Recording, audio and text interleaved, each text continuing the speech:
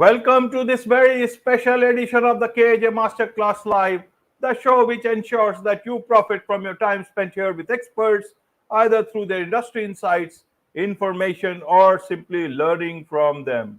And today we have Shane Spraggs. He's a author, he's a business strategist, and is a CEO, is the CEO of Virtira. Uh, and he has also written a book, The Power of Remote. Welcome to the show, Shane. Thanks so much, AJ. Pleasure to be here. You are welcome to the show, Shane. You are welcome to India in this online form. And I'm sure not just in India, but a lot of people across the globe will benefit from what we are going to talk right now. We'll talk about mastering remote team culture. So, Shane, at a time when companies are forcing or almost forcing their employees to come back to office, we are talking of remote work. So what do we understand? Is remote work a thing of the past, or is it here to stay? What is your understanding of this in the changed circumstances after COVID? Yeah, good question. Yeah, so remote work has declined considerably since the pandemic, but that's understandable. A lot of companies weren't prepared to run a remote company.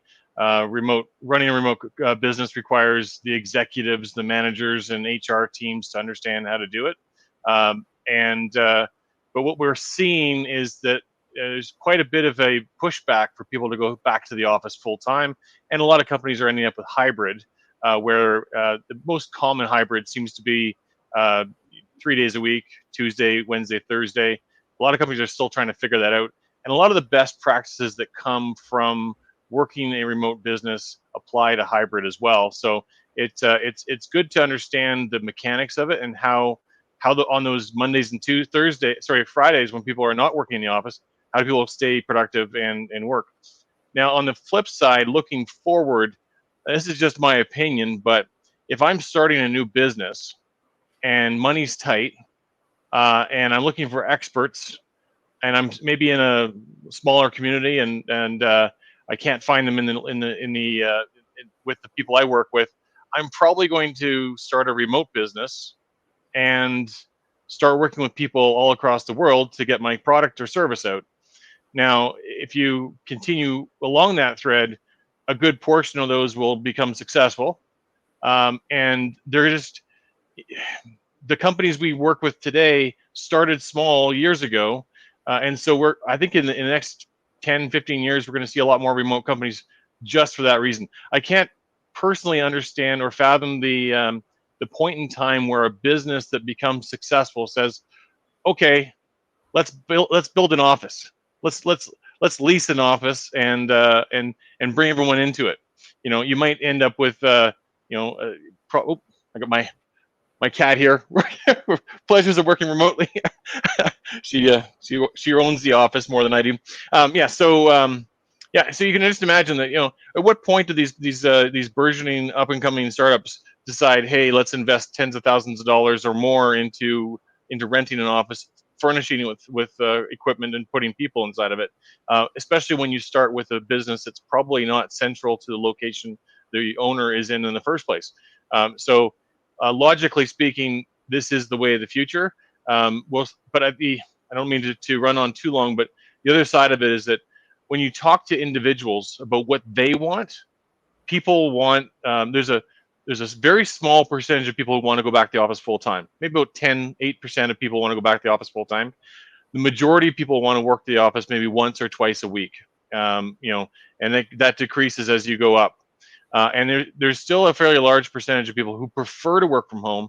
And if you think about it in terms of demographics, there's people in every age group that, it's probably better off for people with young kids who can take advantage of the flexibility. And so it's not a yes or no thing.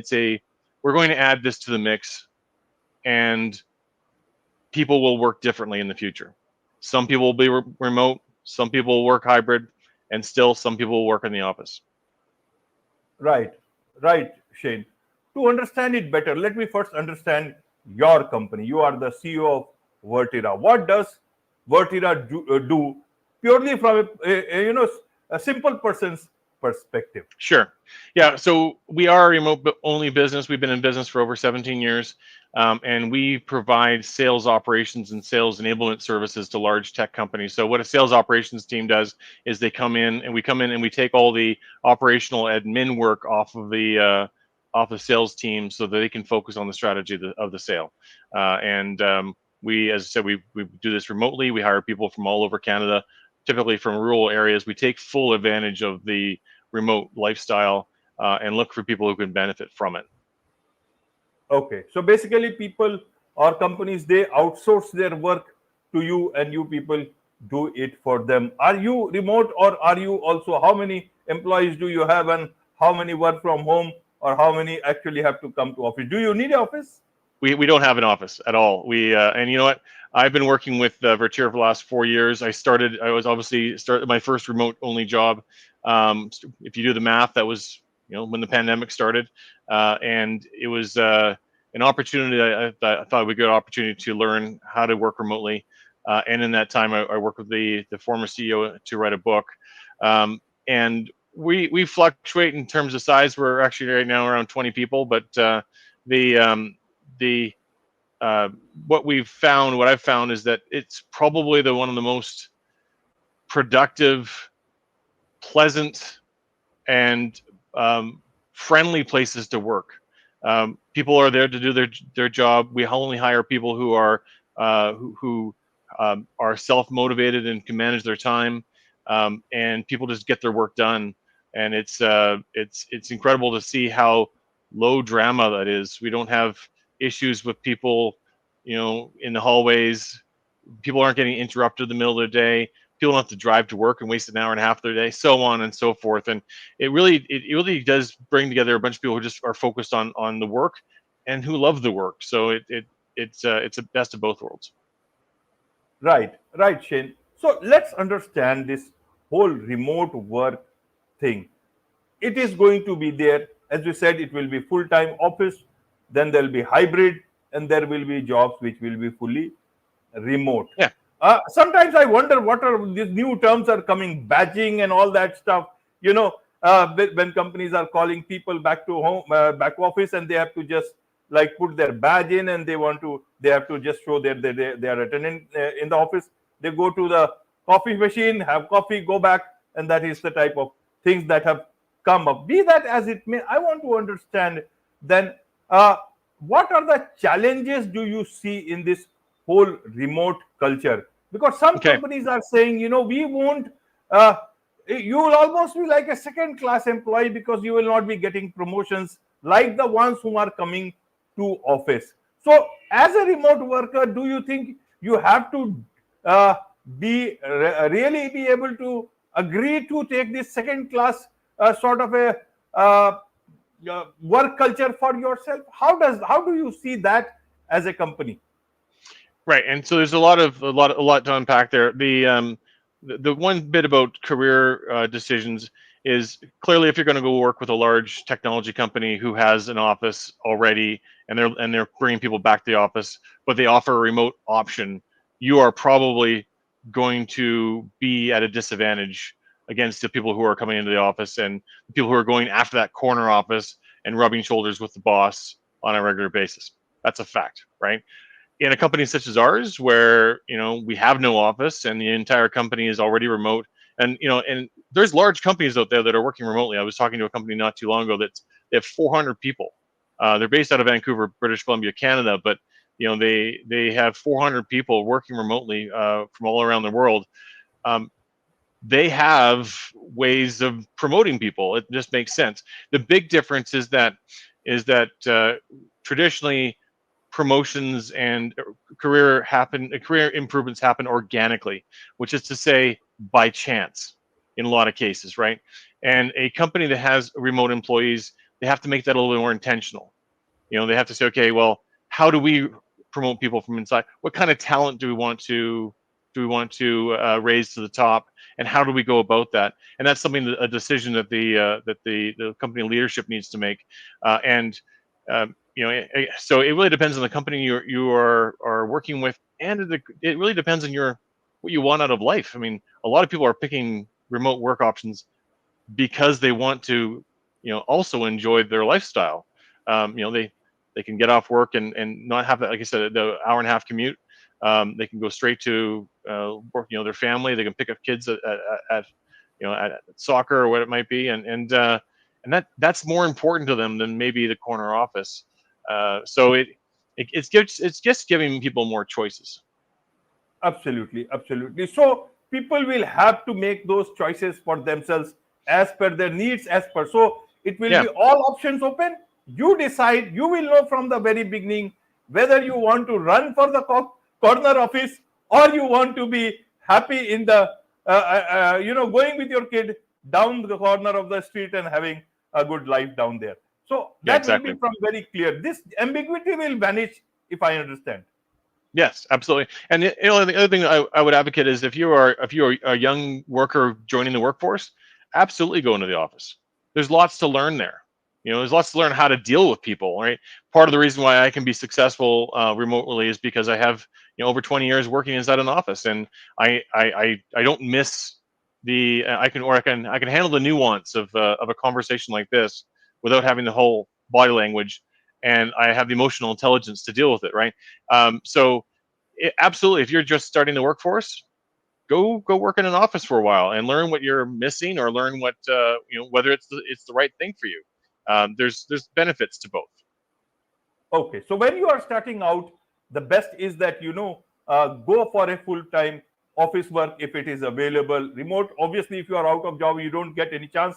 Then there is no other option. But the priority should be to be among people. So who is this remote work for? Means initially during pandemic there was not much of a choice, but Yeah, now as more and more choices will come to people, they are also realizing that remote work is all not that not away from problems. You are working hard. You have you have other problems at home. Sometimes you may not be that much welcome like in the earlier days when you used to go to office. So how does that work out? Who is this remote work uh, for going forward? How do I sure. evaluate as an individual? Well, again, it's a personal choice, but it tends to favor people in the later stages. So 30 years and older. They probably have a young family. It's very beneficial for families where they have young kids, and they're coming out of that baby phase where someone has to be at home, and they someone has a few extra hours. We have a couple of people on our staff who joined us doing 10 hours a week and are now full time. They grew with the company as the kids grew and got older, and they could be more independent. And it also, if you think about a young employee joining, starting up with their career, the likelihood they're going to have an extra room in their house that they can use solely for an office is pretty low. They're probably living with roommates. They're probably, they don't want to work out of their bedroom. So it becomes you don't want to get stuck in the same room all 24/7. So there's it's important that the individual has a sense of being able to understand themselves, what they need. It's like when you know you need enough sleep. If you know you need enough sleep, you get sleep. What people need is time away, exercise, um, other hobbies that aren't work, and it refreshes the mind and it refreshes the soul. And it's a balance. It really is a balance. And so you can give yourself full time when you're at the office, and then when you're outside of outside of work, you can recharge. The thing to keep in mind as well is that the office isn't a great place to work either. There's a lot of reasons to not enjoy working in the office, and not least being is that this expectation you come in and work from 9 to 5, or even a lot of places 8 to 6. It burns you out, right? There's people can get equally burned out. People working 60, 70 hours a week was pretty common before the pandemic as well. So these are not necessarily remote or office issues. These are work style issues that if you work for a company, most often what I find, a lot of companies who work remotely have with remote workers, they've taken the time to put the guardrails on to make sure that their employees are taking care of themselves, because they know that they do a better job when they're refreshed and relaxed.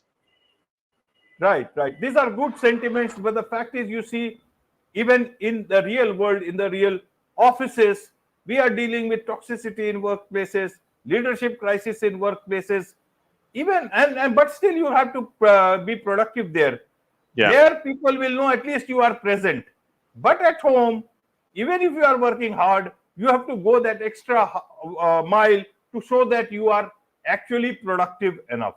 How do you maintain that productive part, and as well as you are seen to be productive enough to others, because others are also not seeing you the way it is. So how do you manage this productive part as per you? How do people do this in these times? Yeah, perfect. And we have a saying at Virtira that says, you can be unproductive anywhere, right? It doesn't matter where you are, but you can be unproductive. There's a couple of things at play here. First and foremost, I put the responsibility of productivity on the manager, and this is why a lot of businesses didn't do well going fully remote over the pandemic, because remote work doesn't take different management. It requires good management. Managers um, need to know where their employees are at and how they're doing, and care about them. Really, and it comes down to it. And walking into a room to see if they're there and interrupt them to see what they're doing is not caring about them. That's interrupting their flow. And I'm sure prior to the pandemic and prior to this whole remote work revolution, we were all very familiar with the concept of flow. This certainly in software developers, it was well known that if you interrupt a software developer, it takes them at least 15 minutes to get back to where they were before. And if you interrupt them, say at 11 o'clock in the morning, and they 15 minutes to get back, and then it's lunchtime, you've ruined their productivity for the day, and that's costly to the business. And so a good manager in an office environment would know not to interrupt them, and would know to measure productivity based on what the employee creates and completes, as opposed to looking at them and seeing that they're working. All that's proving is that they were in a chair that day, right? I would also Right. suggest that if you are working for one of these companies that has people in the office and you're one of the few remote workers, there's a bit of an onus on you to make yourself visible as well. And there's things you can do. You can over communicate and make sure you chime in occasionally on various threads in Slack or on Teams. Make sure you're present. Make sure you tell people what it is you're doing. But ultimately, the responsibility falls to the management and executive team to choose the right work tasks for them to do and projects to do, and furthermore to connect that work to the priorities of the business, so that they are doing the right thing, right? You can spend hours and days working on the wrong project, and you may do a great job of it, but if it's the wrong thing, then you're not being productive, and that's not the employee's fault. Right, Shane. So to understand it better, the clients that you have, that you serve, what are their expectations from a company like yours? What are the problems that they face? They can also hire employees, they can hire people. So what are the problems or challenges they face? What are the expectations that they have from you, from a company like yours? Well, we happen to we're hyper focused on customer service. So when we solve problems faster than they maybe would be able internally, and that's where our niche is. Is that we help out sales teams who need answers right away. And as you are probably aware, that time is money in sales, and if any bit of time wasted is something that can cause a deal to fall through. And so what we help with is we have teams of very qualified individuals who can get a deal move through the pipeline faster, help them with the paperwork, help them with the any other knock-on responsibilities to closing a deal faster often than what a internal team will do. Um, Primarily because we, as a company, that is our our values are to be to be highly productive and focused on customer service. Right. So customer service, you mean the sales part of it, not the Yeah. customer satisfaction part of it, where they are having problems with their products. Have they outsourced that part to you, with people? No, we don't do any in that kind of customer service. I mean, but with the sales team being our customers, so we're hyper vigilant to ensure we answer questions and do things as fast as possible, and often within a matter of minutes, and sometimes no longer than an hour, to get back to somebody and help them with their challenges. A lot of times it's just, I need this thing, or where is this information, or can you get this signature, that sort of thing. And that's Right. where we take it on and we help them out. And Right. we have results for as well. We get, first of all, we get a lot of good feedback from the teams we work with, a lot of praise, and anecdotally they tell us that they're about 30 to 40% more productive because of our involvement. Right. Right. Now there is much to understand and learn about these things. So let's talk about your book, The Power of Yeah. Remote. I like this name. Wonderful. So tell us about, who is this book for? Is it for the leadership? It is for the employees? Who is it for? And why It's did you for write this book? Yeah. Well, okay. So first of all, the book is for the leadership team, managers, and HR. When the pandemic, what I like to say is that when the pandemic hit, the employees were ready to go to home. A lot of them just picked up their laptops and continued doing the same work they were doing at home. Most companies have the infrastructure for that. You can connect over Wi-Fi. You can still get your email. You can still connect on Teams or Slack. You can still do the work you were doing before. Unfortunately, the executive team wasn't ready to lead remotely. The managers weren't ready to manage remotely, and HR team certainly was not prepared to do their job remotely. And so our book provides chapters for all those areas, including a chapter on doing sales remotely, as well as project management. But take HR, for example. HR had to learn very quickly how to hire people, onboard them, and fire them remotely. And we still see situations today where those are not being done well. And there's lots to be learned on that. So that's the primary audience of the book. The reason we wrote it is because Virtira has many years of remote work experience, and it was an opportunity to share that experience when the pandemic hit. We've been remote advocates for years. And we felt it was time to share the knowledge so that other people could benefit from it as well. Right, Shane. So how do you see this remote work thing in the, say, next 3 years to 5 years?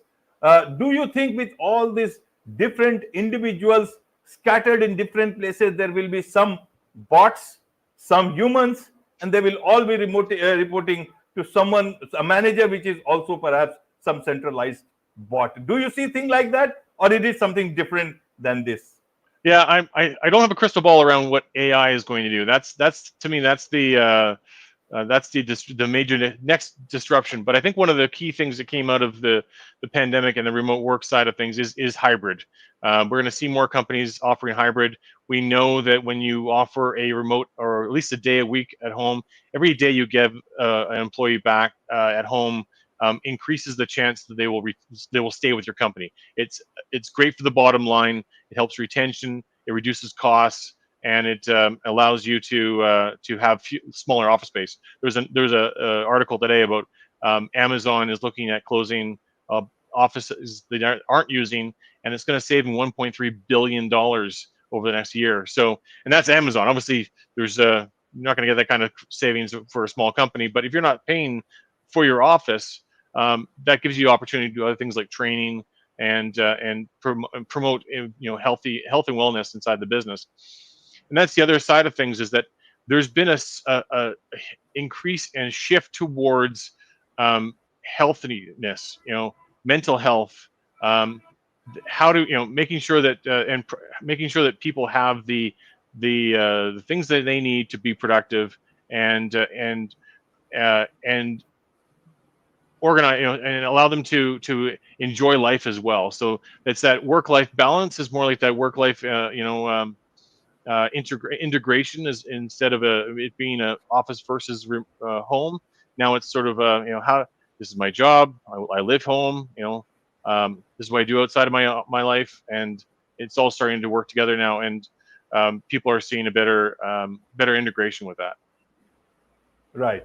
There is much to learn about these things as we go forward, and I'm sure a lot of people would like to understand much more deeper about these things, because it impacts their life, it impacts their work culture, it impacts the way they will continue to live their life.